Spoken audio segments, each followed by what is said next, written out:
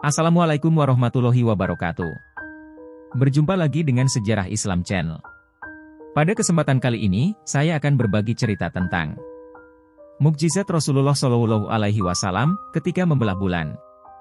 Jumlah orang-orang mukmin terus bertambah seiring berjalannya waktu. Sementara itu, orang-orang jahat tidak juga menghentikan kekejaman mereka. Mereka bahkan terus menantang Rasulullah Shallallahu Alaihi Wasallam. Pada suatu hari, orang-orang kafir kembali mengelilingi Rasulullah. Mereka punya rencana baru untuk menyudutkan beliau. Mereka meminta Rasul melakukan sesuatu yang menurut mereka mustahil untuk dilakukan.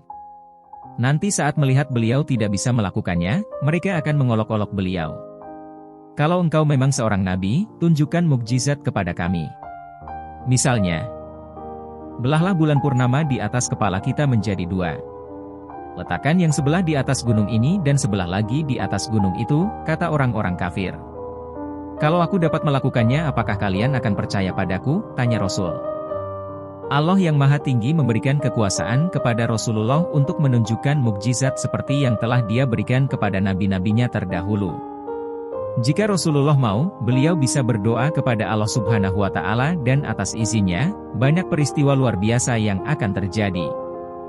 Namun, beliau ingin agar orang-orang berpikir dan menemukan jalan yang benar dengan pikiran mereka sendiri. Saat itu, Rasulullah yang terlihat semakin rupawan di bawah sinar rembulan. Terlebih dahulu berdoa agar orang-orang sesat itu menemukan jalan yang benar. Kemudian beliau mengarahkan telunjuknya ke bulan. Sinar perak dengan cahaya bintang terlihat membentang di atas mereka. Rasulullah membuat garis dari bagian atas bulan hingga ke bawah. Kala itu, tak seorang pun terlihat percaya atau memperhatikan secara penuh apa yang sedang terjadi. Setelah ditunjuk oleh Rasulullah, bulan pun terbelah menjadi dua. Setengah dari bulan itu berada di atas gunung yang satu dan setengahnya lagi di atas gunung yang lainnya. Allah Maha Besar, Allah Maha Tinggi, sudah membelah bulan untuk nabi kesayangannya itu. Nabi pun berulang-ulang mengatakan kepada orang-orang kafir, saksikanlah. Saksikanlah. Orang kafir pun terbelalak. Mereka tak percaya dengan apa yang dilihatnya. Mereka saling pandang setelah mengetahui hal itu. Bibir Rasulullah terus-menerus berzikir, bersyukur kepada Allah yang sudah memberikan mukjizat itu. Saat kedua bagian bulan itu kembali menyatu, orang-orang kafir sangat terkejut dan takut. Mereka hanya berkata, ini sihir. Ini sihir. Pagi hari setelah kejadian itu, negeri Mekah gempar. Semua orang membicarakan peristiwa ajaib tadi malam. Saat kaum muslim membicarakan keindahan peristiwa itu, orang-orang kafir malah mengatakan bahwa yang mereka lihat tadi malam adalah tidak nyata.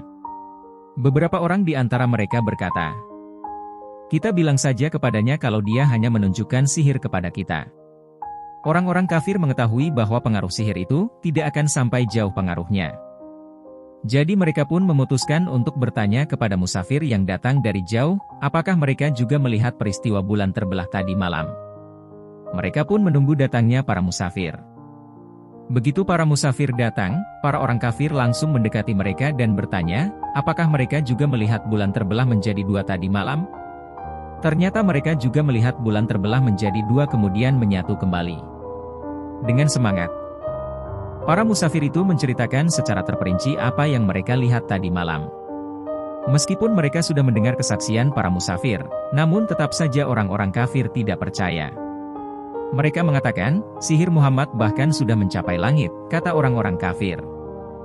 Orang-orang kafir itu telah dikunci mata hatinya, meskipun sudah melihat hal yang benar-benar nyata, masih saja dia berpaling. Dan inilah hebatnya Rasulullah. Beliau tidak pernah sombong, bahkan selalu bersyukur atas mukjizat yang terjadi, beliau tetap penuh kasih.